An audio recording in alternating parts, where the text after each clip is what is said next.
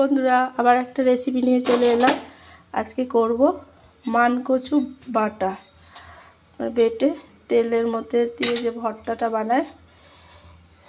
দেখো, তোমরা জানি সবাই জানো, তবুও আমি করছি, আমি একটু শেয়ার করছি, তোমাদের ভালো লাগলে করো। দেখো, তেল কড়া বসিয়ে দিয়েছি, তেল দিয়ে দিয়েছি। তেল গরম হয়ে গেলেই ফোড়ন দিয়ে দেবো। মানকচু তরকারিও করি, চিংড়ি মাছ দিয়ে, রুই মাছের ঝোল এইসব করা হয়, তবে এই বাটাটা আমার বেশি ভালো লাগে, তাই আজকে করে নিলাম। এই যে কালো জিরা, শুকনো লঙ্কা ফোড়ন দিয়ে দিলাম।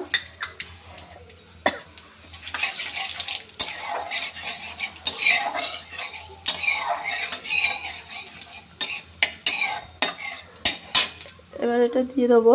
এই যে মানকচু বাটা আছে, এতে সর্ষে আছে, কাঁচা লঙ্কা আছে, কালো সর্ষে আর কাঁচা পাকা লঙ্কা দিয়ে, এতে নারকেল কোড়া দিলেও ভালো হয়, আরও টেস্ট হয়। নারকেল তো নেই, নারকেল ছাড়াই করব। এবার এটা দিয়ে দেবো।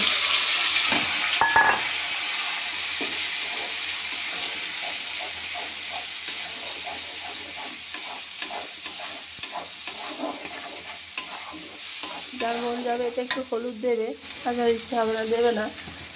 নুনটা দেবো।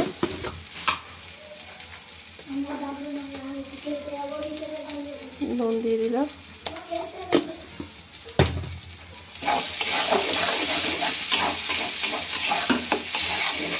এটা নেড়ে ছেড়ে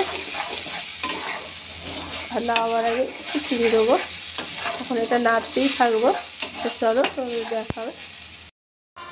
তো এই যে আমার মানকচু ভর্তা হয়ে গেছে। আমি এতে হলুদ দিইনি,